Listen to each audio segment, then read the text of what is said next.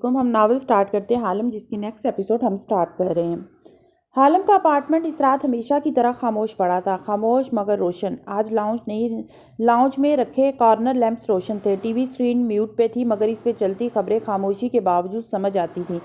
वो news anchor तो तज्जिया नगारों की फातह के खिलाफ जहर उगलती ज़बानें सुन सुन के थक गई थी, इसलिए इन्हें गूंगा कर दिया था। लेकिन वो न्यूज़ बंद भी नहीं कर पा रही थी। शायद कहीं से कोई अच्छी खबर सुनने को मिल जाए। हालात हर गुजरते पल के साथ बदतर होते जा रहे थे और वो कुछ नहीं कर सकती थी। जिसका जो दिल चाह रहा था वो फातेह के खिलाफ बोल के रेटिंग और पैसे कमा रहा था। किसी एक की बदनामी की गंगा से सबका हाथ धोना जरूरी था।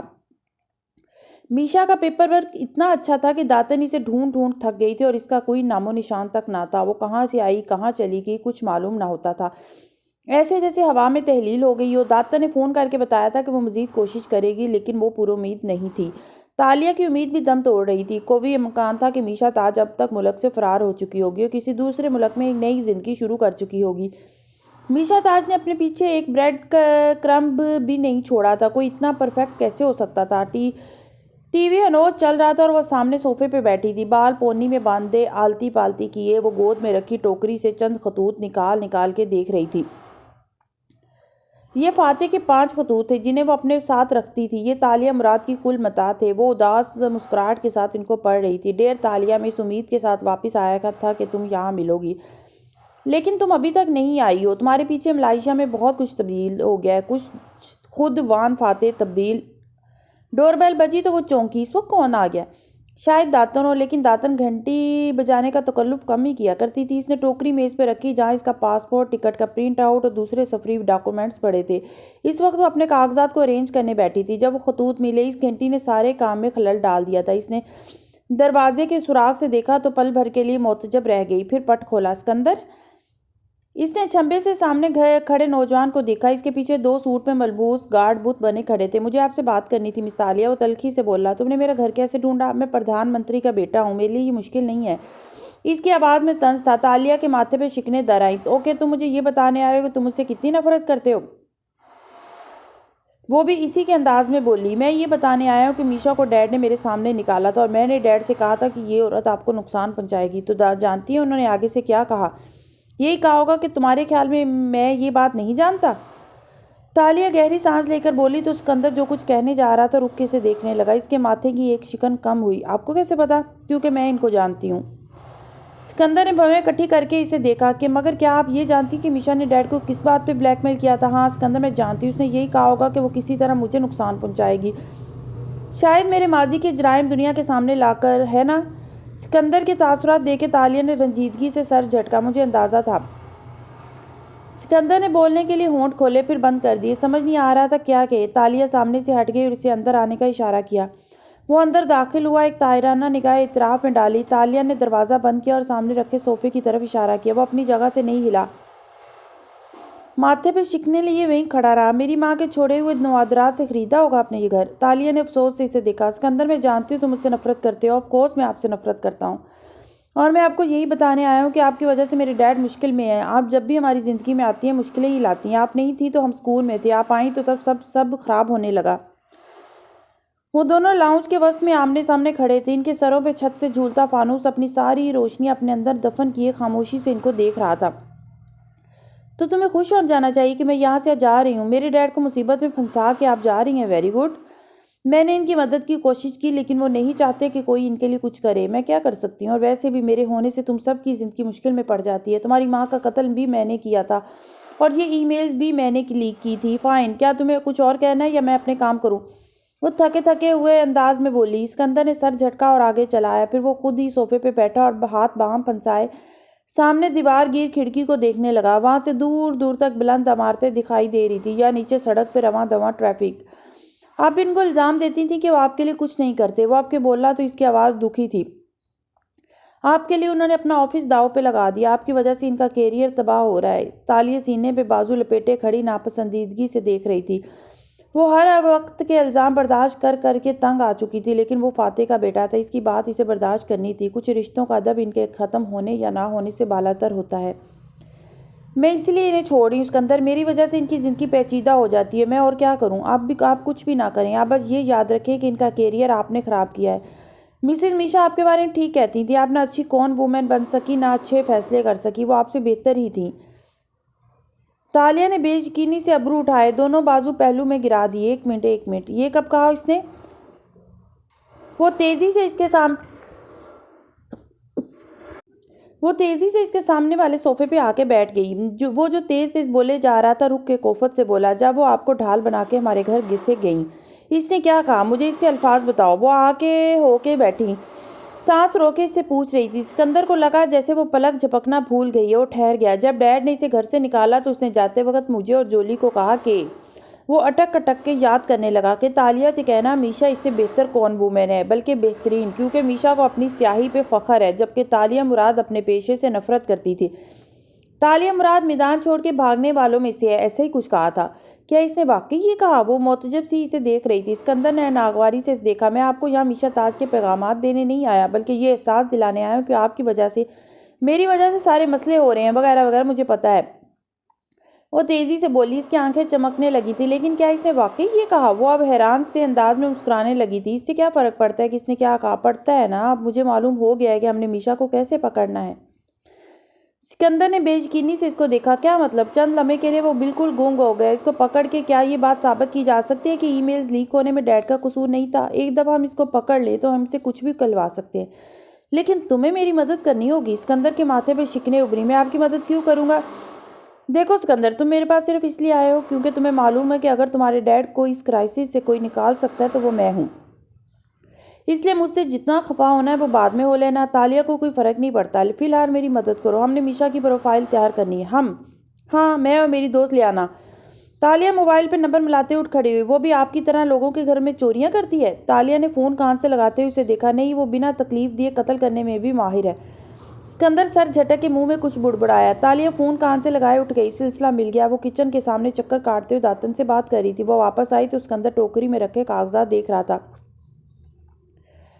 आप वाकई अगले हफ्ते जा रही हैं? इसने प्रिंट शुदा टिकट को वापस रखते हुए सर्द अंदाज में पूछा। नहीं, ये जाली कागजात है जो मैंने तुम्हें धोखा देने के लिए मेज़ पे सजाए हैं।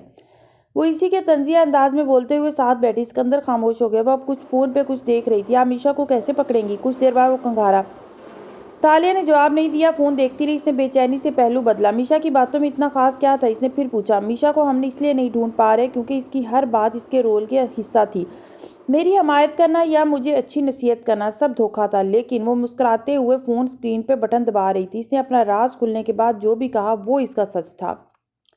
इसने कहा कि वो आपसे बेहतर है? नहीं, इसने कहा कि वो बेहतरीन है। तुम्हें मालूम है आज तक तालिया मुराद किसी कौन गेम के दौरान क्यों नहीं पकड़ी गई? क्योंकि तालिया का मानना था कि बेहतरीन कौन गेम वो होता है जिसमें खुद टारगेट को भी अपने लूटे जाने का इल्म ना हो सके। मैं जब कौन गेम्स खेलती थी तो लोग मुझे हालम यानी इन्वेस्टिगेटर के तौर पर हायर करते थे। मैं कभी विलन बन के नहीं भागती थी जैसे मीशा भागी। लोग मुझे खुद पैसे देते थे और बरसों मेरे मशकूर रहते थे। तालिया आज तक इसलिए नहीं पकड़ी गई क्योंकि वो लोगों को जताती नहीं थी कि वो बेहतरीन है। इसे मालूम था कि वो बेहतरीन है और इसे अपनी इस बात पे फ़ख्र ना था। जानते हो तालिया कैसे पकड़ी गई? कैसे? वो और से इसे देख रहा था। अपने वीक लिंक से। हर जंजीर में कमज़ोर कड़ी होती है। मेरी कमज़ोर कड़ी थी इज्जत हासिल करने की ख्वाहिश, और इस ख्वाहिश के पीछे मैंने अपने स्याही को खुद से अलहदा किया और एक साफ सुथरी ज़िंदगी को चुना। वही ज़िंदगी मुझे लाइमलाइट में ले आई और एक दिन प्रोसिक्यूटर अहमद निज़ाम ने मुझे घेर लिया। अगर मैं अपनी ख्वाहिश के पीछे ना भागती तो मैं कभी पकड़ी ना जाती। और मीशा? वो अब ध्यान से इसे सुन रहा था। लाउंज के कॉर्नर लैंप्स की सर्द रोशनी में वो इस तेज तेज बोलती लड़की को सांस रोके सुन रहा था। मीशा के ख्याल में तालिया की तरह मैदान छोड़ के भागने वालों में से नहीं है। वो तुम्हारे घर से भी फरार हो सकती थी, लेकिन वो इस वक्त तक नहीं गई जब तक फातिह ने इसे पकड़ ना लिया। मीशा खुद पकड़े जाना चाहती थी, इसलिए इसने इनको ब्लैकमेल करके प्लान बी बना रखा था। वो क्यों पकड़े जाना चाहती थी? क्योंकि मीशा ने 2 साल तक एक कौन गेम खेला था। 2 साल। सिकंदर इसे इस अदाकारी के लिए तारीफ चाहिए थी। वो फातिह को इनके मुंह पे बताना चाहती थी कि इसने इनको धोखा दिया। मीशा को कौन गेम का पहला असूल याद नहीं रहा जिसमें सिखाया जाता है कि बेहतरीन धोखा वो होता है जो कभी ना खुले, बल्कि बरसों बाद भी टारगेट इस सब को याद करे तो इसे लगे ये इसका अपना ही आइडिया था। मीशा चाहती है कि किसी फिल्म की तरह आखिर में वो अपने टारगेट के सामने इंसाफ करे, उसके चेहरे के तासुरात देखे। जानते हो कौन लोग ऐसा करना चाहते हैं? एक्टर्स और जादूगर। वो स्टेज पे परफॉर्मेंस देकर तालियों के मुंतज़र होते हैं। मीशा को भी तालियां चाहिए। है और इसे पकड़ने के लिए हम इसे ही वो ही देंगे जो इसे चाहिए। मगर आप एक कौन वुमेन को कौन कैसे करेंगी? इसे एक ख्वाब दिखा के। ख्वाबों का फ़रेब जानलेवा होता है। एक ज़माने में तालिया इस शहर की बेहतरीन कौन आर्टिस्ट थी। मीशा वही बनना चाहती है। इसने इतना बड़ा काम किया है, इसने प्रधानमंत्री को कौन किया है, वो ये मुल्क नहीं छोड़ेगी। वो मुस्कुराते हुए नफ़ी में सर हिलाते हुए कह रही थी, इसका रेट बढ़ जाएगा, लोग इसे हायर करेंगे। मीशा की कमज़ोर कड़ी इसकी अना है, इसे अपनी दुनिया में नाम कमाना है। मगर लोग इसे कैसे हायर करेंगे? इसको तो तलाश करना नामुमकिन है, क्योंकि हम इसका असली नाम नहीं जानते। लेकिन चूंकि वो तालिया मुराद से बेहतर बनना चाहती है, इसलिए इसके पास अपने क्लाइंट से रब्ता करने का कोई तरीका ज़रूर होगा, जैसे तालिया के पास था। डार्क वेब वो मैदान है जिसे तालिया ने छोड़ दिया था। हम इसे डार्क वेब पे ढूंढेंगे, जहां हैकर्स से लेके किराए के कातलों तक ने अपने अपने पेज बना रखे हैं। थोड़ी देर बाद लाउंज की रोशनियां तेज हो गई, खिड़की के आगे पर्दे डाल दिए गए। अब सामने वाले सोफे पे दातन बैठी थी और लैपटॉप से के कीबोर्ड पे उंगलियां चला रही थी। गाहे बगाहे एक टेढ़ी निगाह इस लड़के पे भी डालती थी जो इसके मुकाबले बैठा था। डार्क वेब पे किसी कॉन्ट्रैक्ट क्रिमिनल की लोकेशन तलाश करना नामुमकिन है, लेकिन मुख्तलिफ प्लेटफॉर्म्स पे लोगों ने मुख्तलिफ कॉन्ट्रैक्ट्स को रिव्यूज़ दे रखे होते हैं। दातन स्क्रीन पे उंगली फेरते हुए बता रही थी, मीशा ना ही हैकर है ना कातल, वो ग्रिफ्टर है। इन फॉर्म से मैंने केएल में काम करने वाले 25 ग्रिफ्टर्स की प्रोफाइल्स तलाश की हैं। इनमें से औरतें कितनी हैं? सिकंदर तेजी से बोला। तालिया इस वक्त कुछ ने सिंकल ले रही थी, हाथ में टेक अवे के डब्बे थे। इसने इनको मेज़ पे रखा और चॉपस्टिक्स निकाल के सबके आगे रखने लगी। यहाँ मर्द और औरत की तफरीक करना नामुमकिन है, सब खुद को मर्द ही जाहिर करते हैं। दाता ने लैपटॉप स्क्रीन इसके सामने की। वो सोफे पे बैठी और गौर से इन नामों को पढ़ने लगी। आप सिर्फ इसके नाम से इसे कैसे ढूंढेंगी? ये तो कोई भी नकली नाम हो सकता है। सिकंदर ने चॉपस्टिक्स उठाते हुए कहा। वो वहां अब कदरे आरामदेह अंदाज में बैठा था। तालिया ने स्क्रीन पे एक जगह उंगली रखी। ये मीशा है, कसात्रिया हताम। दाता ने ताजुब से इस नाम को पढ़ा। ब्लैक नाइट, मगर ये तो कोई रूसी कॉन्ट्रैक्टर है और इसके बारे में कहते हैं कि ये मीशा है। वो पूरे यकीन से बोली। वो स्याह घोड़ों की तस्वीरें खींचती थी। वो फातेह का स्याह घोड़ा नहीं था। मीशा खुद को ब्लैक नाइट समझती है। वो शतरंज का स्याह घोड़ा है जिसे अपनी स्याही पे फख्र है। इसने उंगली से स्क्रीन पे दस्तक दी। ये मीशा ही है। क्या इसकी लोकेशन मालूम हो सकती है? सिकंदर तेजी से बोला। नहीं, वो खुद हमारे पास आएगी। हम इसके साथ एक कौन खेलने जा रहे हैं, मेरी जिंदगी का आखिरी कौन गेम, और मुझे यकीन है वो इस फंदे से नहीं निकल सकेगी। तालिया ने पीछे को टेक लगाई और चॉपस्टिक डब्बे के अंदर डाली। और तुम मुझे मीशा के बारे में हर वो बात बताओ जो इन 2 सालों में तुमने देखी हो, हर बात। सिकंदर ने गर्दन हिला दी। इसके खींचे खींचे अंदाज में अलबत्ता कमी नहीं आई थी। वो अब भी तालिया को मशकूक नज़रों से देखता था, मगर वहाँ परवाह किसे थी। वो अब चॉपस्टिक से चाउमीन खाते हुए सिकंदर की बात गौर से सुन रही थी। अगले 2 रोज तक तालिया मुराद के लाउंज का मंजर ऐसा ही रहा। अलबत्ता सिकंदर दोबारा नहीं आया, लेकिन वहाँ अब एक वाइट बोर्ड लगा था जिसमें मुख्तलिफ कागज़ चस्पा थे। दातन सोफे पे धंसी लैपटॉप पे लगी हुई थी और तालिया वो बोर्ड के साथ खड़ी मार्कर से मुख्तलिफ कागज़ों पे सतूर अंडरलाइन करती थी।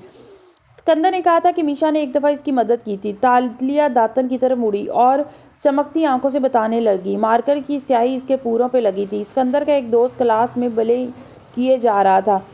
मीशा ने इस मसले से निपटने के लिए इस लड़के की आउट ऑफ दी वे जाके मदद की। इससे मीशा को कोई फ़ायदा नहीं हुआ, लेकिन देखा जाए तो मीशा के ताल्लुकात टीन एज लड़के लड़कियों से बहुत अच्छे थे।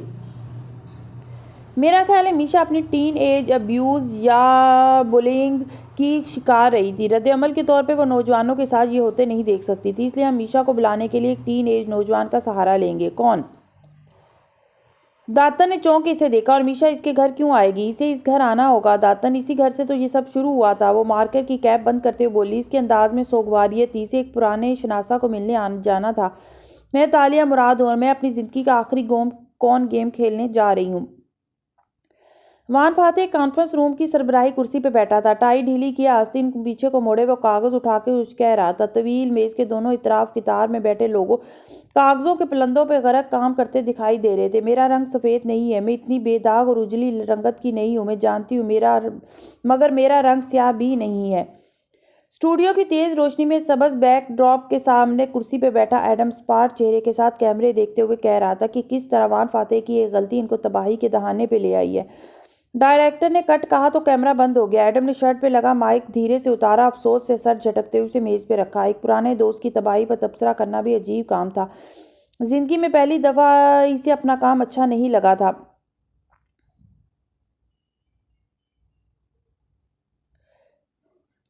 अगर मेरा रंग स्याह होता तो मैं सिर्फ अपनी परवाह करती और किसी दूसरे मुल्क जाकर अपनी ज़िंदगी बनाती, लेकिन मेरा रंग स्याह और सफ़ेद के दरमियान है, मालूम नहीं है क्या, लेकिन वो कुछ और है। तालिया स्याह हुड्डी पहने एक गली में खड़ी सर उठाई इस शनासा घर को देख रही थी। इसके लबों की मुस्कुराहट में मलाल भी था और रंज भी। जिंदगी एक दफ़ा फिर इसको इस घर के दरवाजे पे ले आई थी। पूरे दायरे में घूमते हुए वही इख्तिताम हो रहा था। मुझे ये भी नहीं मालूम कि मैं वान फाते को किस लिए बचाना चाहती हूँ। मैं इन्हें छोड़ के जा रही हूँ, मैं इनके साथ नहीं रह सकती, लेकिन मैं नहीं चाहती कि मेरे पीछे वो अपने ख्वाबों से टूट के एक उदास ज़िंदगी गुजारे। अपोजिशन के 4 अरकान एक ऑफिस में रूम में बैठे पुरजोश अंदाज में वान फाते का मुस्तकबिल डिस्कस कर रहे थे। सोफिया रहमान कमरे में दाएं से बाएं टहलती मुस्कुराते हुए डिक्टेट करवा रही थी। एक शख्स लैपटॉप पे तेज़ तेज़ टाइप करते हुए मुआवजे के बिल का मसवदा तहरीर कर रहा था। बाकी अफराद सर जोड़े सरगोशियाँ कर रहे थे। ऐसे में जब हर शख्स इनके खिलाफ हो चुका है, तालिया इनका साथ नहीं छोड़ सकती। बरसों पहले तालिया ने इनसे वादा किया था कि अगर इस मुल्क में सब इनका साथ छोड़ जाएं तब भी वो इनको अपना लीडर कहेगी, और तालिया मुराद को वादे निभाने आते थे। तंगू कामल मोहम्मद के स्टडी रूम में तनाव किसी कैफियत थी, बल्कि तनाव एक बहुत छोटा लफ्ज़ था। वो अपनी कुर्सी पे बैठे मेज़ पे रखे हाथ बाहम फंसाए तालिया मुराद को बगौर देख रहे थे, जो सामने वाली कुर्सी पे बैठी थी। इसके लबों पे एक उदास मुस्कुराहट थी। मुझे वक़्त देने के लिए शुक्रिया तंगू कामल। बहुत जब सिकंदर ने कहा कि तुम मुझसे मिलना चाहती हो तो मैं हैरान हुआ था। आखिरी दफ़ा हम तब मिले थे जब तुम्हारे पीछे एडम बिन मोहम्मद जासूसी करने मेरे घर आया था। वो वाकई मोतजब थे। तालिया सोगवारियत से मुस्कुराई। अफसोस कि आपने में से मैंने हमेशा झूठ बोले थे या बुलवाए थे। वो स्याह हैट पहने हुए थी, इसकी गर्दन में मोतियों की लड़ी थी और लिबास हमेशा बेशकीमत था। ये इनके घर में मुलाजमा की तरह काम करने वाली तालिया नहीं थी। तालिया वो झूठ माजी में बहुत पीछे रह गए थे। फातिह मेरा दोस्त था। इन गुजरे बरसों में मुझे सारी कहानी समझ आ गई थी। कुछ इसने बता दी थी। मेरी बीवी के जेवरात कैसे नकली जेवरात में तब्दील हुए, मेरे पास मेरी मुखालिफ कंपनी का लैपटॉप कैसे आया, और मुझे इनका पेटेंट चोरी करके बिजनेस में कितना फ़ायदा हुआ। ये सारी कड़ियाँ मिलाना मुश्किल ना था। तालिया ने उदासी से इस कमरे की दीवारों को देखा। वो अब भी वैसी थी, वही बुक शेल्फ, वही लकड़ी की मेज़ और किचन से आती सूप की वही महक। क्या आप मुझे माफ़ कर देंगे? वो इनको देख के बोली तो वो धीरे से मुस्कुराए। कमरे में फैला तनाव थोड़ा कम हुआ। तुमने जितनी कीमत के जेवरात चुराए थे, इससे क्या कहीं ज़्यादा मालियत का पेटेंट मुझे मेरे मुखालिफ के लैपटॉप से ला कर दिया था। जो मुनाफा मुझे मेरे लालच ने दिलवाया, वही कीमत जेवरात से निकल गई। मुझे तुम पे गुस्सा नहीं आया था तालिया, शायद शुरू में आया हो, लेकिन फिर बाद में वो एक रंजीदगी में बदल गया। कब? वो चौंकी। या मैंने देखा कि लोग तुम्हें असरा महमूद की मौत का जिम्मेदार करार दे रहे हैं। तब मैंने सोचा कि काश तुम वही सूप पार्लर में काम करने वाली तालिया होती, जो अपने बेकार बाप के घर की रोजी रोटी की जिम्मेदार थी और जिसका बाप इसकी ज़बरदस्ती शादी कर रहा था। तालिया नम आंखों से मुस्कुरा दी। मेरी कहानी में मेरा बाप इससे बहुत मुख्तलिफ नहीं था। खैर, मैं जानता था तुमने असरा का कत्ल नहीं किया क्योंकि तुम किसी को अजियत नहीं दे सकती थी। लालच तो हम दोनों ने किया था। इस वाक़े चंद माह बाद शीला का मिसकैरेज हुआ और जब हमने अपना बच्चा खोया तुम्हारी ज़िंदगी में तब्दीली आ गई। इसलिए हाँ, मैं तुमसे नाराज़ नहीं हूँ। वो शाने उचका के मुस्कुराए। अब बताओ मैं तुम्हारे लिए क्या कर सकता हूँ? मैं चाहती हूँ कि अली कामल डार्क वेब से एक कॉन्ट्रैक्ट थीफ को हायर करे अपनी माँ का नेकलेस चुराने के लिए। वो चोरी के लिए इस कॉन्ट्रैक्टर को 2 दिन का वक्त देगा। इन 2 दिनों में आप अपने घर एक पार्टी मुनक्कद करेंगे। वो कॉन्ट्रैक्टर इस पार्टी के दौरान नेकलेस चुराने की कोशिश करेगा, मगर इस तरह मैं शीला को खतरे में डाल दूंगा। वो फिक्रमंद हुए। ये नकली नेकलेस पहन के पार्टी में जाएंगी, असली नेकलेस इनके लॉकर में होगा। और फिक्र ना करें, बात नेकलेस चुराने तक नहीं आएगी। हम इस कॉन्ट्रैक्ट थीफ को इससे पहले ही पकड़ लेंगे। प्लीज़, ये फाते के लिए कामल साहब, ये हम सब के गुनाहों का कफारा है। वो मदम सा मुस्कुरा दिए। तालिया ने अपना लैपटॉप खोला। अब स्क्रीन से देख के इनको हिदायत देने लगी। वो गौर से सुनते हुए सर हिला रहे थे। इनके किचन से अभी तक सूप की महक आ रही थी, जिसने माहौल को मुअत्तर कर रखा था और उदास भी। प्रधानमंत्री की रहायशगाह का ड्राइंग रूम सुनहरे रंगों से सजा था। वहाँ स्टैंड्स पे कैमरे सेट थे। फ्लैश की तेज़ रोशनी सामने रखी 2 सुनहरी कुर्सियों पे पड़ रही थी। एक पे एडम बिन मोहम्मद बैठा था। इसके हाथ में छोटा सा टैब था, जिससे पॉइंट्स देख देख के वो संजीदगी से सवालात पूछ रहा था। वो स्याह पैंट में सफ़ेद शर्ट पहने आज काफ़ी आम से हुलिये में था, जैसे इंटरव्यू इतनी जल्दी में सेट हुआ हो कि इसे ढंग से तैयार होने का वक्त ना मिला हो। वान फाते इसकी निस्बत इंटरव्यू के लिए तैयार लगता था। सुरमई सूट में मलबूस व बिल्कुल मुतमईन और पुरएतमाद था। हल्की सी मुस्कुराहट जवाब देते हुए लबों से जुदा नहीं हो रही थी। पीएम साहब, क्यों ना हम इन ईमेल्स की बात कर लें जो इस वक्त आपके लिए बहुत बड़ा मसला बनी हुई है। फाते की बात खत्म होती एडम बेचैनी से पहलू बदल के बोला। प्रोड्यूसर इसके कान में बार बार जिद हो के कह रहा था कि इसे इस वक्त के हॉट टॉपिक पे आना है, जबकि प्रधानमंत्री अपने तालीमी बिल से आगे पीछे नहीं जा रहे थे। अब कि इसने दूसरी दफ़ा सवाल किया तो फाते ने हल्के से कंधे उचकाए। इन ईमेल्स में मुल्क की सलामती को खतरे में डालने की वाली कोई बात नहीं थी। अलबत्ता हम इस मामले की तहकीक कर रहे हैं। जो भी नतीजा निकला मैं इससे आप सबको आगाह कर दूंगा। मगर सर, आप एक प्राइवेट सर्वर इस्तेमाल कर रहे थे जिसके बारे में मुखालफिन कह रहे हैं कि ये गैर जिम्मेदाराना फेल था, और जैसा कि मैंने कहा, जो भी इस मामले का कसूरवार निकला इसको सजा दी जाएगी। इसका लहजा मजबूत था। एडम खामोश हो गया, फिर सर को इस बात में जंबश दी कि आप सोमवार की सुबह वाकई तालीमी बिल पेश करने जा रहे हैं। बिल्कुल। और मैं अपनी पार्टी और अपने इत्तेहादियों से कहना चाहूँगा कि अगर वो मेरे बिल के हक में वोट नहीं देंगे तो मेरा नुकसान नहीं करेंगे, अपने बच्चों का करेंगे। और फिर ये लोग आवाम को क्या मुंह दिखाएंगे, बल्कि अपने बच्चों का सामना कैसे करेंगे? क्या इनके बच्चे इनसे ये नहीं पूछेंगे कि ऐसा बिल जो इनकी कॉलेज के ट्यूशन को 60% तक कम करने जा रहा था, इसका साथ उन्होंने क्यों नहीं दिया? वो संजीदगी से कहता जा रहा था। एडम बिन मोहम्मद बोर सा होकर इसे सुने गया। डायरेक्टर ने कट बोला और प्रोग्राम खत्म हुआ तो फाते कॉलर पे लगा माइक एहतियात से उतारने लगा। एडम ने बगौर इसे देखते हुए अपना माइक उतारा। आप ईमेल्स के सवाल से इतराज़ कर रहे थे? फाते ने मुस्कुरा के खड़े होते हुए इसे देखा। तो मेरी जगह होते तो क्या करते? कम अज़ कम ये ना करता। एडम भी साथ ही उठा। माइक अब दोनों से दूर था और कैमरा क्रू बैकअप में लगा था। मिलिट्री सेक्रेटरी और बॉडीमैन फासले पर खड़े प्रधानमंत्री को इस एंकर से बात करते देख रहे थे। It is very lonely at the top Adam. मैं जिस वान फाते को जानता हूँ वो कोई बात बेमानी नहीं कहते। एडम ने सोचते हुए सवाल किया। जिम्मेदारान को सजा दिलवाने से आपकी क्या मुराद थी? तुम्हारी तो याददाश्त खो नहीं गई थी? फाते ने मुस्कुरा के इसे सर से पैर तक देखा। एडम ने आंखें घुमाई, बुरा सा मुंह बनाया। I wish. फिर तवक्कुफ से बोला, एक आखिरी बात। वो जो जाने के लिए तैयार था रुक के इसकी बात सुनने लगा। पीछे खड़े मिलिट्री सेक्रेटरी और बॉडीमैन अब बेचैनी से इस एंकर को घूर रहे थे जिसने पीएम को रोक रखा था। एडम कदरे करीब हुआ और आहिस्ता से बोला, आप इस केस के सामने हार न मानिएगा। चेताली इस औरत को ढूंढ निकालेंगे और वो गवाही दे देगी। आप इस स्कैंडल से बहुत आराम से बच निकलेंगे। एडम वो मुस्कुराया। I don't need saving. मुझे मालूम है मुझे क्या करना है। तो फिर आप इनको रोक लें। एडम ने आवाज़ धीमी की। इसकी आंखों में मन्नत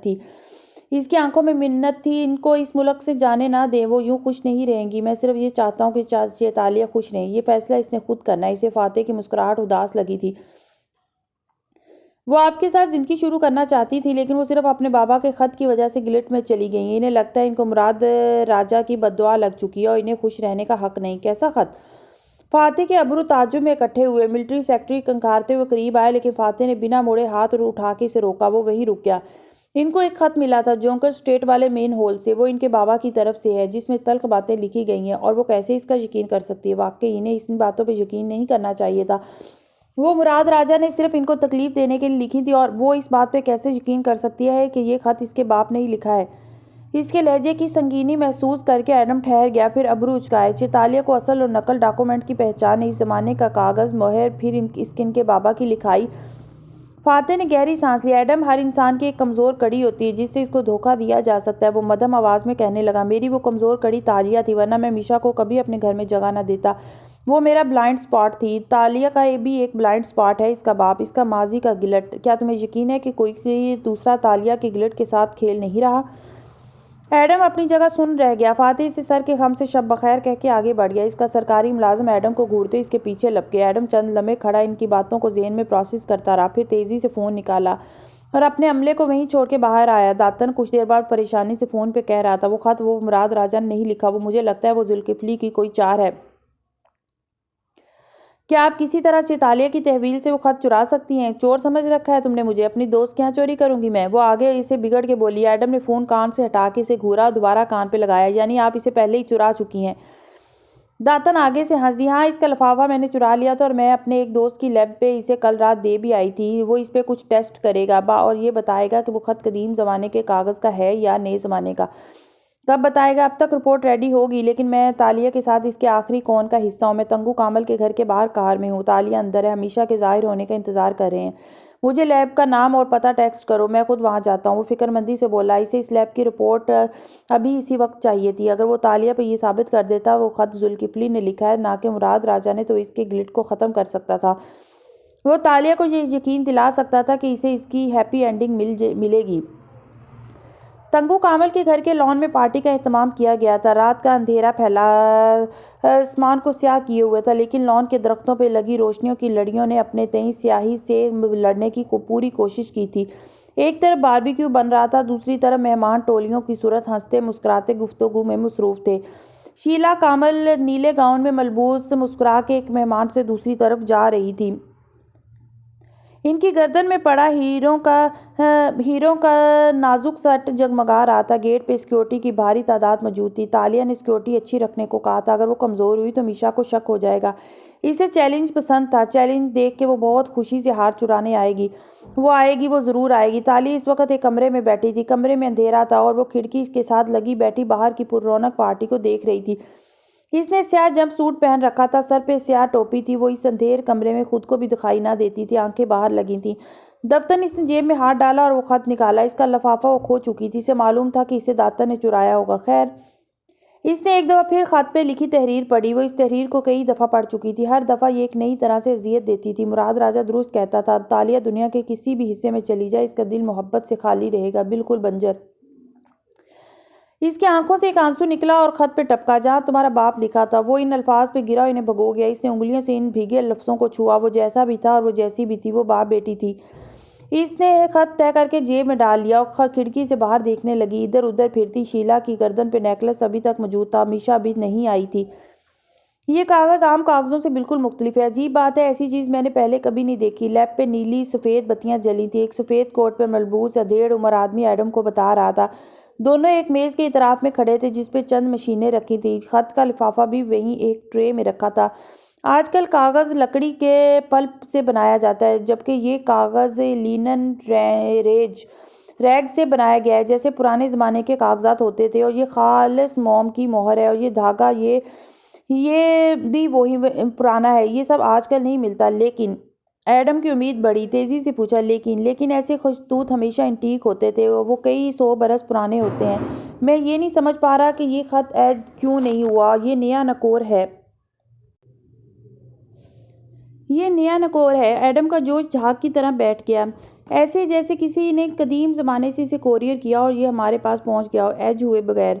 बिल्कुल ऐसा ही मालूम होता है, वो पुरजोर से अंदाज में बोला। एडम के चेहरे पे फैलती मायूसी छुपी ना रह सकी। लेकिन ये कोई फोर्जरी नहीं है, ये कदीम ज़माने का कागज़ है। इसको नए ज़माने में बनाने की कोशिश नहीं की गई। बना तो ज़ाहिर है इसी ज़माने में है। कदीम ज़माने का होता तो कई 100 बरस पुराना होता। वॉट एवर, वो तकान से बोला। वो वक्त के चक्कर इस शख्स को नहीं समझा सकता था। वैसे आपको ये कहाँ से मिला? ये अहम नहीं है, मैं चलता हूँ। एडम ने घड़ी देखी और हाथ बढ़ा के लिफाफा उठा लिया। नो नो, इसको हाथ ना लगाओ, इसने ऐसे करंट खा के कहा कि एडम ने झटके से लिफाफे छोड़ दिए। वो नीचे जा गिरा। डॉक्टर झुका और दस्ताने वाले हाथ में ट्वीज़र पकड़े एहतियात से इसे उठाया और सीधा हुआ। इसमें ऐसा क्या है? वो ताजुब से बोला। डॉक्टर ने लिफाफा जिप लॉक बैग में डाला और संजीदा चेहरा ऊपर उठाया। ये जहरीला है। एडम बिन मोहम्मद को लगा वो अगला सांस नहीं ले सकेगा। जहरीला? ये कागज़ जहरीला है? कागज़ नहीं, इस पे जो अल्फाज लिखे हैं, पुत्री ताशा बिनते मुराद के नाम, वो जहरीले हैं। मैंने इसकी रोशनाई को टेस्ट किया है। रोशनाई ना सिर्फ सिंथेटिक है, यानी किसी फैक्ट्री में बनी है, बल्कि जहरीली भी है।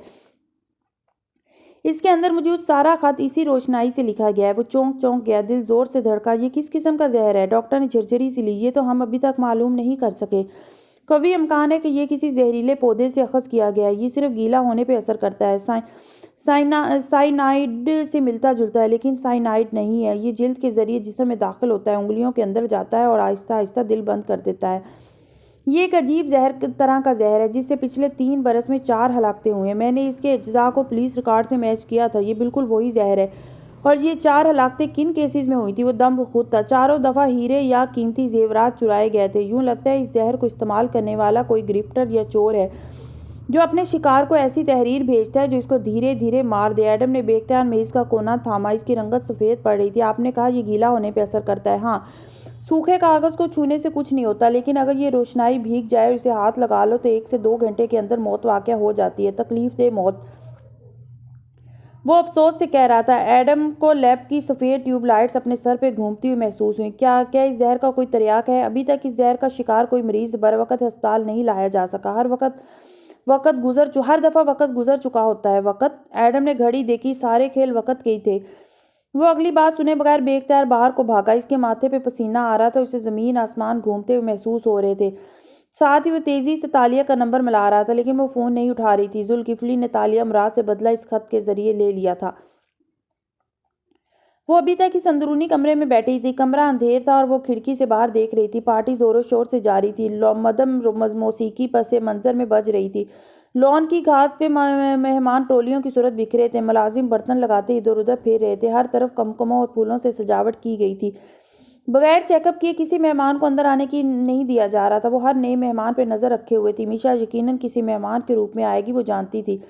तालिया ने पुलिस या किसी प्राइवेट सिक्योरिटी का खतरा मोल नहीं लिया था। मीशा को शक हो जाता और वो ना आती। इसको मालूम था कि मीशा के लिए वही काफ़ी थी। और तभी इसने वो आवाज़ सुनी, किसी जानवर के रोने की आवाज़, किसी ख्वाब, किसी कैफियत में। तालिया ने चेहरा मोड़ा। अंधेर कमरे के दूसरे सिरे पे वो खड़ा था, एक सफ़ेद हरन। इसके होंठों से खून बह रहा था। इसकी बड़ी बड़ी सब्ज़ आंखें तालिया पे जमी थी।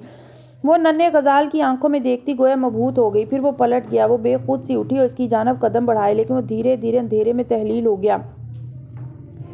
तालिया ने पलकें झपकाई, इधर उधर देखा। वो अब वहां नहीं था। क्या वो ऐसी चीजें देखने लगी थी जिनका वजूद नहीं था? ये इसके ख्वाबों जैसा मामला ना था, ये कुछ और था।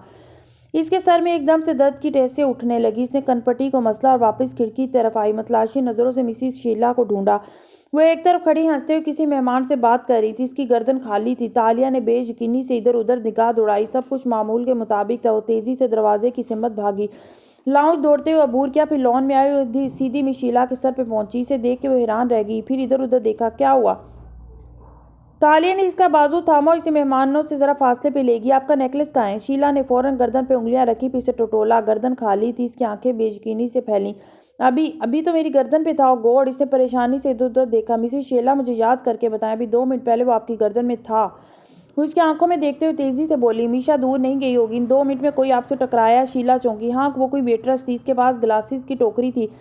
इसके गिलास गिरते गिरते बचे, लेकिन मुझे इल्म हुए बगैर कोई मेरा नेकलेस कैसे उतार सकता है? वो किस तरफ गई है? वो फूलते सांस से बोली। सर में दर्द बढ़ता जा रहा था। शायद इस तरफ। शीला ने परेशानी से एक सिमत में इशारा किया। तालिया ने गर्दन उठा के देखा। वहां बारबेक्यू हो रहा था। दूसरे बहुत से यूनिफॉर्म वाले मुलाजिम खड़े काम कर रहे थे। वो तेजी से इसकी तरफ लपकी। क्या किसी ने एक वेटरस को देखा है जिसके पास ग्लासेस की टोकरी थी? इसने तेजी से पूछा। वो वेटर्स ने एक साथ कहा। कौन? सारा? वो किचन की तरफ गई है। इसने तालिया तेजी से इस तरफ भागी। मीशा इतने लोगों के बाहर तेजी से नहीं भागी होगी, वो आहिस्ता से निकली होगी। इसे मालूम था। जिस लम्हे वो किचन में पहुंची, इसने एक झलक देखी। सफ़ेद और स्याह वेटर्स यूनिफॉर्म पेंट्री की तरफ गायब हुआ था। तालिया ने रफ्तार कम की और दब्बे कदमों चलती पेंट्री तक आई। पेंट्री खाली तो इसी पल अकबी दरवाज़ा बंद होता दिखाई दिया। शायद इसे मालूम हो गया था इसके ताकों में कोई आ रहा है। तालिया तेजी से दरवाजे से बाहर निकली। अकबी दीवार फांद के स्याह सफ़ेद यूनिफॉर्म गायब हुआ था। तालिया ने दीवार पे दोनों हाथ रखे। इतराफ में अंधेरा था, ये इसे महसूस हो रहा था। धुंध सी थी जो छा रही थी। इसने पलकें झपकाई। धुंध छटने लगी। ये क्या हो रहा था? इसने दीवार पर रखे अपने हाथ देखे। इसके नाखूनों का रंग बदल रहा था, मगर इसने सर झटका और जोकर दीवार पर रखे पूरी कुव्वत लगा के ऊपर चढ़ी, फिर दूसरी तरफ फांदी। इसके जूतों के ज़मीन पर लगने की आवाज़ धप से आई। तालिया तवाज़ुन बरकरार न रख सकी और नीचे को लड़की। हथेलियों के बल खुद को गिरने से बचाना चाहा। आंखों के सामने अंधेरा छा रहा था। वो गली तारीक थी। सीध में जाती और दाएं जानब मुड़ जाती। इतराफ में ऊंची दीवारें थी और मुखालिफ सिमत में सड़क। वहां बस एक स्ट्रीट लाइट थी जिसकी रोशनी नाकाफी थी। कचरे का एक डिस्पेंसर तालिया के करीब रखा था। वो हथेलियों और घुटनों के बल जमीन पे झुकी, सर तक नहीं उठाया जा रहा था। इसकी हद निगाह में गली का पक्का फर्श था। बदक इसने नजरें जरा की जरा उठाई। गली के दूसरे सिरे पे सफेद स्याह स्कर्ट वाली लड़की के स्याह जूते रुक गए थे। फिर से वो जूते घूमते दिखाई दिए। वो वापस इसकी तरफ बढ़ रहे थे। वो बदक जोर लगा के सीधी हुई। अब इसके घुटने जमीन पर थे और चेहरा सामने। वो देख सकती थी कि मीशा दूसरे कोने से मुड़ के वापस आ रही थी, आहिस्ता आहिस्ता। तालिया ने ढाल से अंदाज में पीछे को टेक लगाई। इसकी कमर कचरे के डिस्पेंसर से जा लगी। वो दो जानों निढाल सी बैठी नीम खुली आंखों से इस ह्योले को देखे गई जो इसकी तरफ बढ़ रहा था। मीशा अंधेरे में थी। जो चंद कदम करीब आई तो चेहरा मदम सी रोशनी में आया। स्ट्रीट पोल के बाहर जहाँ थोड़ी बहुत रोशनी थी। तालिया ने पलकें झपकी। धुंध सी धुंध थी जो हर जगह छा रही थी। वो गहरे गहरे सांस लेने लगी। यूं लग रहा था जैसे कोई इसका गला घोंट रहा हो। ना आवाज़ निकलती थी ना सांस। तालिया मुराद, तुम कभी हार नहीं मानती है ना? मीशा ने अफसोस से सरनफी में हिला के कहा। तालिया ने हाथ उठाने चाहे, लेकिन इसकी बंद मुठ्ठियां पहलुओं में गिरी रहीं। इसका जिस्म मफलूज हो रहा था। मीशा पंजों के बल इसके सामने बैठी। इसने मांग निकाल के वेटर से की तरह बाल जोड़े में बांध रखे थे। वो अफसोस से तालिया को देख रही थी। तो ये सब तुमने स्टेज किया था मुझे पकड़ने के लिए? वो धीरे से बोली, मुझे आज तक कोई नहीं पकड़ सका और तुम इस वक्त मुझे पकड़ने की हालत में नहीं लग रही। क्या हुआ है तुम्हें?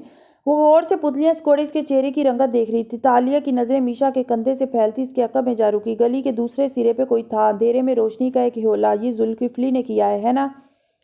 वो मदम आवाज में अफसोस से कहने लगी। वो अपना मखसूस जहर बना रहा था कुछ दिन पहले और इसे स्याही के साथ मिला रहा था। मेरा ख्याल था अपने किसी टारगेट के लिए बना रहा है, लेकिन अपनी ही स्टूडेंट के लिए।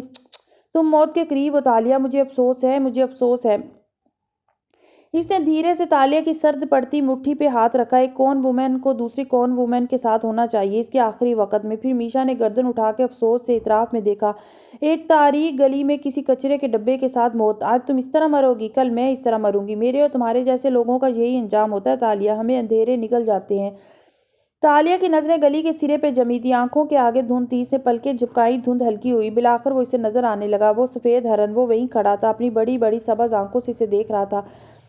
तुम्हें अपने अंधेरे कबूल कर लेने चाहिए थे, मगर नहीं तालिया, तुम्हें रोशनी चाहिए थी, तुम्हें रंग चाहिए थे, जबकि हमारा सिर्फ एक रंग होता है, अंधेरे का रंग। देखो रोशनी ने तुम्हें क्या दिया, एक अंधेर गली में गुमनाम मौत। वो पंजों के बल बैठी अफसोस से कह रही थी, मगर तालिया इसे नहीं देख रही थी। वो गजाल की आंखों में देख रही थी। इसके देखते ही देखते हरन की सबज आंखें पानी से भरती गईं। हरन ने पलकें झपकाई, आंसू इसके चेहरे पर लड़के। तालिया को अपने गाल पे गरम गरम कतरा महसूस हुआ। मैं नहीं जानती ये किस चीज़ के आंसू हैं। मीशा ने उंगली के पूरे पे इसके गाल का कतरा उठाया। ये जुल्किफ्ली का जहर था, तकलीफ देता है, मगर आई एम सॉरी, इसका तिर्याक किसी के पास नहीं है। सफ़ेद हरन अभी तक इसे देख रहा था। तालिया ने देखा हरन के होंठों से धीरे धीरे सुर्ख कतरे टपकने लगे थे। तुम्हारे पास ज्यादा वक्त नहीं है, मीशा धीमी आवाज में मलाल से कह रही थी। तुम्हारे मुंह से खून निकलना शुरू हो चुका है। मैं तुम्हारे लिए एक काम कर सकती हूँ। कहते हुए मीशा ने इसकी जैकेट की जेब में हाथ डाला, इसका मोबाइल निकाला, इसको ऑन किया, फिर तालिया के चेहरे के सामने लाके इसे अनलॉक किया। और वो इस पर कोई नंबर मिला रही थी। तालिया अभी तक इस घायल गजाल को देख रही थी। वो इसे भीगी आंखों से देखते हुए मुड़ रहा था। इसका दिल बुरी तरह डूबा। वो इसे रोकना चाहती थी, मगर ना आवाज़ निकलती थी, ना हाथ हरकत करते थे। मीशा फोन पे कुछ कह रही थी, लेकिन तालिया सुन नहीं पा रही थी। वो खौफ से इस गजाल को देख रही थी। वो क्या, कहाँ जा रहा था? वो तो इसका गार्डियन एंजल था, या क्या वो मौत का फरिश्ता था? वो इसे छोड़ के क्यों जा रहा था? भीगी आंखों वाला सफ़ेद गजाल मुड़ गया। इसके मुंह से निकलने वाले खून के कतरे ज़मीन पर नन्हे से तालाब की सूरत जमा थे। वो मुड़ा तो तालिया ने इसे पुकारने के लिए लब खोले, लेकिन इसका जिस्म हरकत करने से इनकारी था। हरन अब दूर जा रहा था, अंधेरी धुंध में तहलील हो रहा था। तालिया ने पलकें झपकानी चाहिए, लेकिन इसकी पलकें भारी हो रही थी। सब खत्म हो गया। इसकी हैप्पी एंडिंग इस धुंध में खो गई थी। ताशा वो शहजादियों जैसी थी और इसने एक गुलाम से शादी की थी और इसे आज़ाद कर दिया था। चितालिया, आप किताबें नहीं पढ़ती? क्या तुम्हें वादे निभाने आते हैं? हूँ, असली फौजी हो ना, नकली शहजादी होने से बेहतर होता है तुम मेरे साथ रहो। मुझे तुम्हारी और तुम्हें मेरी ज़रूरत है। मैं इंसान नहीं हूँ क्या? मेरे अंदर सेल डालते हैं। मैंने तुमसे वादा किया था कि तुम्हें वक्त की कैद से निकाल लाऊंगा, और वादे कभी पुराने नहीं होते। बड़े ही कोई विलन है आपके बाबा में। वही तो मैं सोच रहा था कि आप किस पे गई हैं। मेरी ख्वाहिश है कि तुम मेरे साथ होती और हम इस किताब को एक साथ पढ़ सकते। मैंने आपको इतना अरसा माजी में कैसे बर्दाश्त किया था? जो तुम्हें करना आता है वो हमेशा तुम्हारी जान बचाता रहेगा। ये पहली दफ़ा नहीं है जो एक शहजादी ने एक गुस्ताख पे तशद्दुद करवाया। और जंगल हमेशा जिंदा होता है, जंगल से जंग नहीं करते। इतने ऐश से रहने वालों का क़यामत के दिन अलग से हिसाब होगा। कभी मुझसे मिलने आओ हालम। चेतालिया, आप बहुत ज़हीन हैं और आप जैसे ज़हीन लोगों को जानती हैं कहाँ होना चाहिए? जेल में। दिल चाहता है जो वो चाहता है। जो तुम्हें करना आता है वो हमेशा तुम्हारी जान बचाता रहेगा। जो तुम्हें करना आता है वो हमेशा, जो तुम्हें करना। तालिया ने धीरे से आंखें खोली। पलकें अभी भी भारी थी, लेकिन वो इनको खोल सकती थी। निगाहों के सामने सब कुछ सफ़ेद था। सफ़ेद छत, सफ़ेद पर्दे से सफ़ेद लहाफ, जैसे वो ओढ़े लेटी थी। इसकी नज़रें अपने वजूद पे फैली। इसके हाथ की पुष्ट से नालियां जुड़ी थी और इन पे सफ़ेद बैंडेज लगा था। इसने धीरे से नज़रें उठाई। धुंध गायब होने लगी। इसका दिमाग अभी तक अनूदगी में था, लेकिन वो अपने साथ बैठे शख्स को पहचानती थी। तालिया, वो मुस्कुराया। वो इसके बेड के साथ कुर्सी पे बैठा था, इसकी तरफ झुके मुस्कुरा के इसे जागते देख रहा था। क्या ये ख्वाब है? वो बेयकीनी से बोली। आवाज़ ऐसी थी जैसे गला ख़राब हो। फातिह ने नफ़ी में सर हिलाया। हूँ, तुम अस्पताल में हो और तुम ठीक हो? नहीं, कुछ गलत था। वो इस सारे मंजरनामे की सेंस नहीं बनती थी। इसने परेशानी से उठ के बैठना चाहा, लेकिन फातिह ने इसके कंधे पे हाथ रख के इसे रोक दिया। इसमें उठने की सिक्कत भी नहीं थी। ये सब गैर हकीकी था। तालिया, तुम ठीक हो? मगर मीशा ने कहा था इस जहर का कोई तिर्याक नहीं है। वो पलकें बार बार झपकती फातिह को देख रही थी। कौन सा जहर? तुम्हें किसी जहर ने नहीं छुआ था। ये फूड पॉइजनिंग थी। तुमने कुछ गलत खा लिया था। तालिया ने बेयकीनी से पलकें झपकाई। ये गलत था, सब गलत था, गैर हकीकी ख्वाब। मीशा वो पकड़ी गई? फातिह ने इस बात में सर हिलाया। सब ठीक हो चुका है, सारे मसले हल हो चुके हैं। तालिया ने तकान से सर तकिए पे डाल दी। इसका जहन एक दफ़ा फिर गनूदगी में जाने लगा। मीशा ने इतराफ़ कर लिया, आपकी कुर्सी अब खतरे में नहीं है। आप अभी तक वज़ीर आज़म हैं? वो बेयकीनी से पूछ रही थी। फातिह ने फिर से इस बात में सर हिलाया। मैं प्रधानमंत्री हूँ और सब कुछ ठीक हो चुका है हमारे हक़ में। कितनी देर सोती रही हूँ मैं? इसने आंखें खोल के घड़ी देखनी चाहिए, लेकिन सफ़ेद कमरे में घड़ी नहीं थी। इस कमरे में वक़्त का कोई हिसाब ना था। आज कौन सा दिन है? इसकी पलकें भारी हो रही थी। वो बुड़बुड़ाई, सुबह सोमवार है ना, सोमवार को कुछ होना था। इसका जहन काम नहीं कर रहा था। कमरा खूब रोशन था, इतना सफ़ेद रोशन कि आंखें चुंधिया जाती थी। इस सारे मंजरनामे में कुछ गलत था। हर चीज़ का ठीक हो जाना गलत था। क्या ये ख्वाब था या वो वही देख रही है जो वो देखना चाहती थी?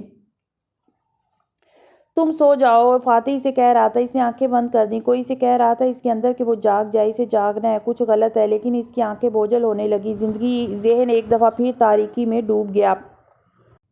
अब की बार इसकी आंख एक झटके से खुली। चंद लम्हे वो चित लेटी सांस लेती रही, फिर पलकें झपकाई। छत वाजिया हुई ही ये वही छत थी जो इसने पिछली दफ़ा जागने पे देखी थी, लेकिन तब वो सफ़ेद थी, अब वो मस्टर्ड रंग की थी।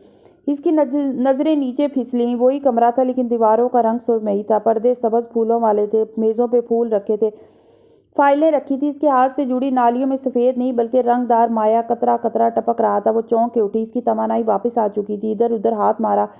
एक घंटी बज उठी। तालिया ने बटन से अपने बेड को पीछे से ऊंचा किया, फिर अपने चेहरे को छुआ। वो ठीक थी, वो हरकत कर सकती थी। इसका जिस्म अब मफलूज नहीं था, फिर भी दिल ज़ोर ज़ोर से धड़क रहा था।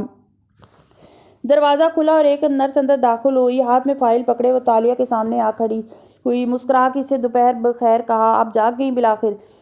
बिलाखिर वो सख्ते में आ गई। मैं कितनी देर से बेहोश थी? हाँ, अब तो हमने दिनों का हिसाब रखना भी छोड़ दिया था। चेतालिया, ये कौन सा साल है? इसका सांस रुक गया था। ये 2030 है। आप पिछले 9 साल से कोमा में थी और आज आप जाग गई हैं।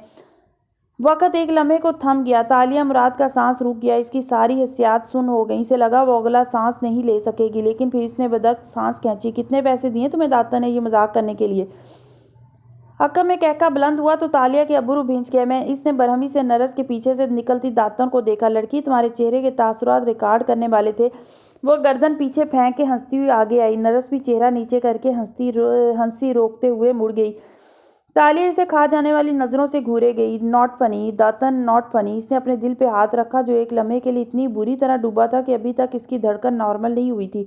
रिलैक्स गर्ल, तुम कल रात यहाँ लाई गई थी और अभी इस बात को पूरा दिन भी नहीं गुजरा। मुझे समझ आ गया था। तालिया ने पीछे को टेक लगाई और उलझे हुए अंदाज में पर्दों को देखा। वो सफ़ेद क्यों नहीं थे? क्या फातिह मेरे साथ थे किसी वक्त? हाँ, वो सुबह तक यहीं था, तो वो ख्वाब नहीं था, लेकिन ये कमरा सफ़ेद था। वो बुड़बुड़ाई। या मैं वही देख रही थी जो मैं देखना चाहती थी? तुम क्या देखना चाहती थी? मेरी हैप्पी एंडिंग जिसका रंग सफ़ेद हो। लेकिन नहीं, सब कुछ इतना सफ़ेद नहीं हो सकता जितना मुझे दिखा था। फिर इसने सर झटका और दातन को देखा। खैर, मीशा का बताओ। इसने इतराफ़ कर लिया। अब तो अपोजिशन फातिह को मैच नहीं करेगी ना?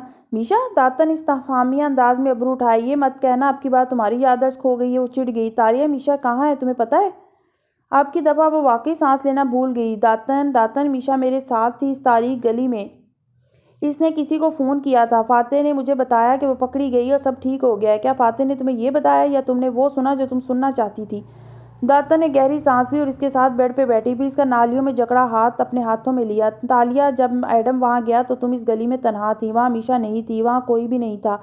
नहीं, वो उलझते हुए सीधी हुई कनपट्टी पे हाथ रखा। इसका सर फिर से दर्द करने लगा था। मैं वहीं थी। इसने मिसिस हीला का नेकलेस चुराया था। वो नेकलेस पुलिस को इस डिम्पेस्टर से मिल गया था जिसके साथ से तुम मिली थी। मगर मीशा ने मेरे फ़ोन से किसको कॉल की थी? इसने साइड टेबल पे धरा अपना फ़ोन उठाया, स्क्रीन खोली। वहाँ तमाम कॉल्स का रिकॉर्ड मौजूद था। जिस वक्त की वो बात करी थी इस वक्त किसी को कॉल नहीं की गई थी।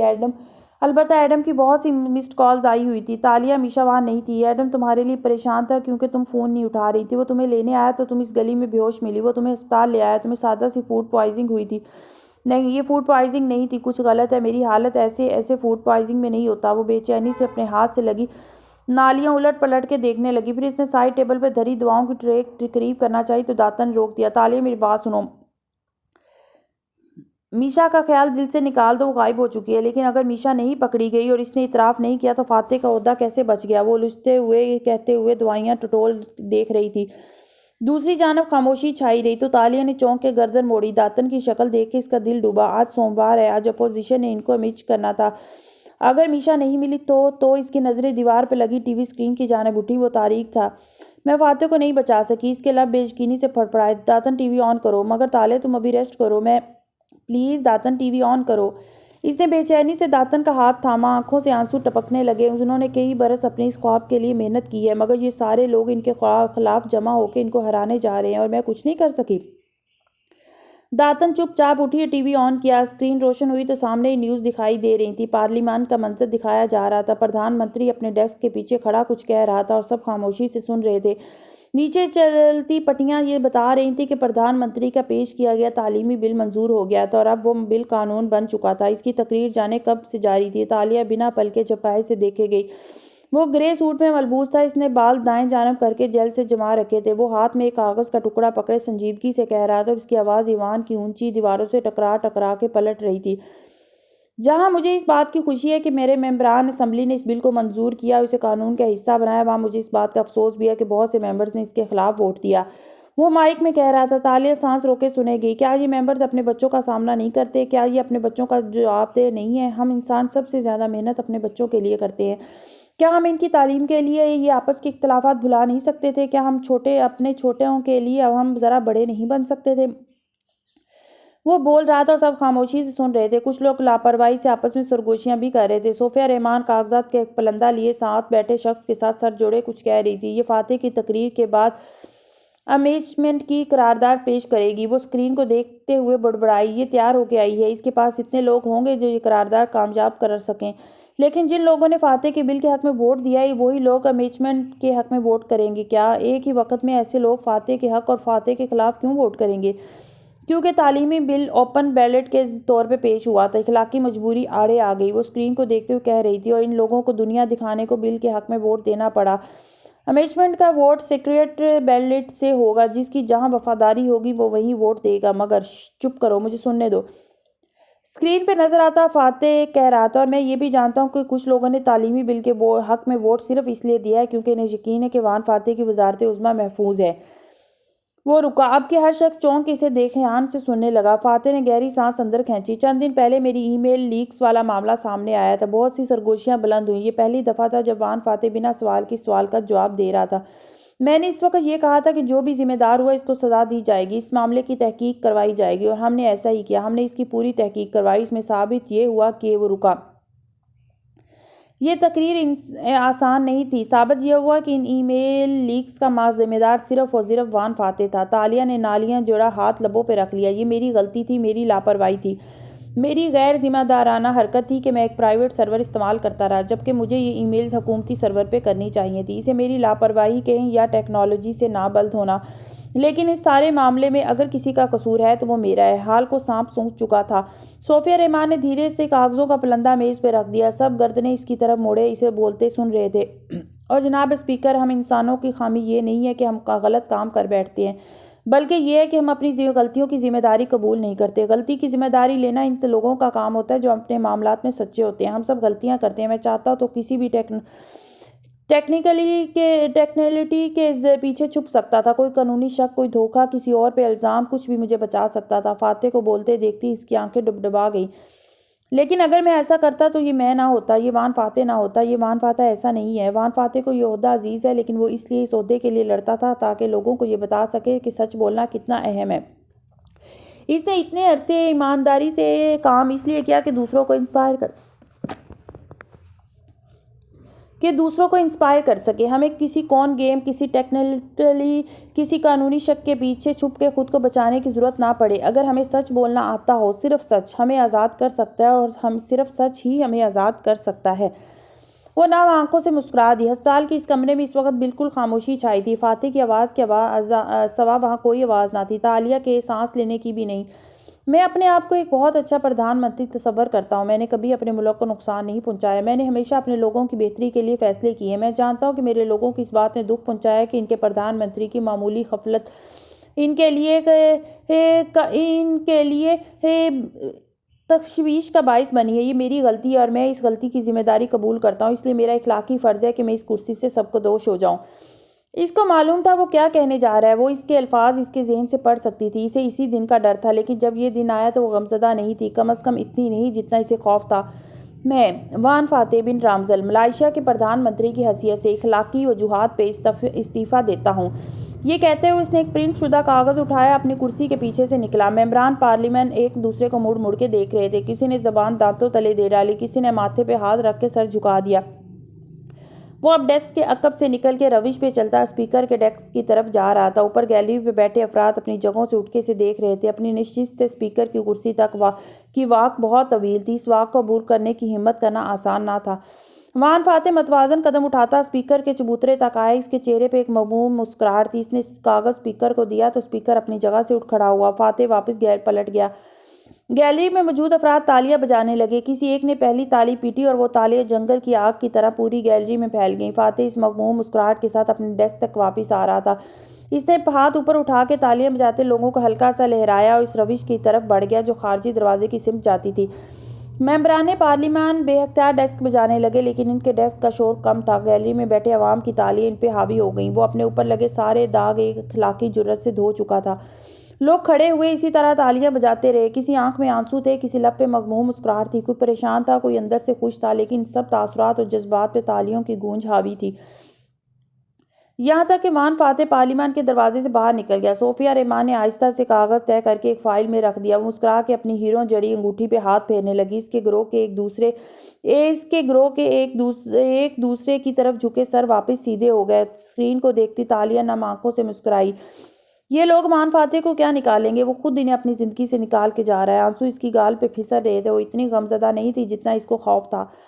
सीरी प्रधाना की दीवारें इस पे सपैर मगमूम से खामोशी में डूबी थी। प्रधानमंत्री के ऑफिस के बाहर मौजूद स्टाफर्स ढीले ढाले अंदाज में अपना काम निपटा रहे थे। बार बार निगाहें इस पावर ऑफिस के दरवाजे की तरफ बुलंद होती थी जहां वान फाते कुछ देर पहले अंदर गया था। वो सब जानते थे कि वो इसे अपने ऑफिस में आखिरी दफा देख रहे हैं। अजीब बेयकीनी सी इसको सूरत हाल थी। ऑफिस के गए अंदर फाते अपनी मेज के पीछे खड़ा था। मेज पे एक बॉक्स खुला रखा था जिसपे अपनी चीजें डाल रहा था। आर्याना की तस्वीर का फ्रेम, जुलियाना उसकंदर के फ्रेम, अपनी फ्लैग पिन, एक नन्हा सा पौधा, अपने चाय का मग। सामने खड़ा शाहदान उदासी से देख रहा था। दातो सरी, हम आपको बहुत मिस करेंगे। फाते ने सर उठा के से देखा, मुस्कुराया, फिर सर नीचे करके अपना काम करने लगा। ट्विटर पे लोग अभी से ट्रेंड्स ट्वीट कर रहे हैं कि वान फाते अपना इस्तीफा वापस ले लें। और आपने, शाहदान ने एक नज़र मेज़ पे रखे दूसरे इस्तीफे को देखा, आपने पार्टी की रुकनीत तक से इस्तीफा दे दिया। मेरे सियासत करने के दिन ख़त्म हो चुके हैं शाहदान। वो अपना लैपटॉप अंदर रखते हुए बोला, मैंने इस कुर्सी पे कई साल हुकूमत की और जान लिया कि ये मुझे खुशी नहीं दे सकती, लेकिन आप इस कुर्सी पे रह के बहुत कुछ कर सकते थे। अपने मुल्क के लिए कोई काम करने के लिए इस कुर्सी की ज़रूरत नहीं होती। मुझे ये बात समझने में एक उम्र बीत गई है। मैं इसके बगैर भी बहुत कुछ कर सकता हूँ। वो मुड़ा और पीछे से बने कैबिनेट तक गया। फिर स्याह कवर वाली फाइल्स का पलंदा उठाया। शाहदान तेजी से आगे बढ़ा और जल्दी से बाकी फाइल्स उठवाई। फिर दोनों ने इनको बॉक्स में डाला। आप अब प्रधानमंत्री नहीं रहे, इन फाइल्स का क्या करेंगे? मैं अब भी एक वकील हूँ और मुझे कोई चीज़ इतनी खुशी नहीं दे सकती जितनी इन बेगुनाह कैदियों की रिहाई देगी।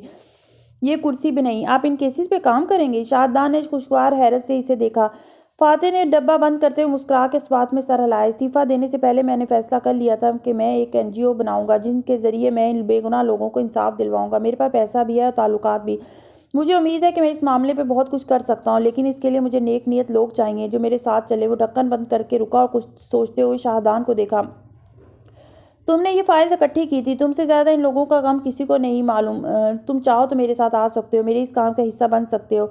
शाहदान चंद लम्हे कुछ बोल ना सका, फिर सहचकचाया। क्या मैं सोचने का वक्त लिख सकता हूँ? फातिह ने इस बात में सर हिलाया और डब्बा उठाए आगे बढ़ गया। जिस वक्त वो बाहर खड़ी अपनी कार में बैठ रहा था, शाहदान तेजी से भागता इसके पास आया। फातिह दरवाज़ा बंद कर चुका था। इसे आते देख के खिड़की का शीशा नीचे गिराया, फिर मुस्कुरा के सवालिया नज़रों से देखा। तुमने शायद फैसला कर लिया? शाहदान ने आहिस्ता इस बात में सर हिलाया। दातो सरी, मैं बहुत खुश हूँ कि आप इन केसेस पे काम करें और मैं आपको बेस्ट ऑफ लक कहूँगा, लेकिन शाहदान ने गर्दन मोड़ के अपने पीछे खड़ी सीरी प्रधाना की पुरशिकवा इमारत को बेचारगी से देखा।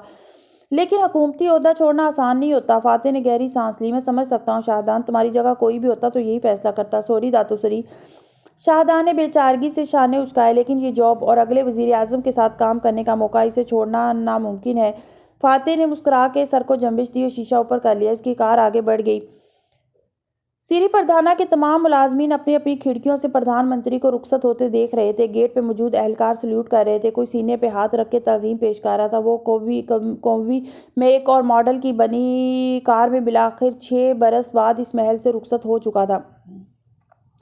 अस्पताल का कमरा मुख्तलिफ रंगों का इम्तजाज लिए बाहर से आती रोशनी से मुनव्वर था। टीसी स्क्रीन पे एक ही खबर बार बार दिखाई जा रही थी। अब तो न्यूज़ कास्टर की आवाज़ से ताकि तालिया ने स्क्रीन म्यूट कर रखी थी। खुद वो बेड पे उठ के बैठी थी। बेड के साथ जुड़ी ट्रे सामने सेट कर रखी थी जिसपे खाने के बर्तन सजे थे। वो अभी तक अस्पताल के गाउन में मलबूस थी। खुले बाल कानों के पीछे अड़स रखे थे और चेहरा कमज़ोर वीरान सा लगता था। वो बेतवज्जी से सूप के चम्मच भर के पी रही थी।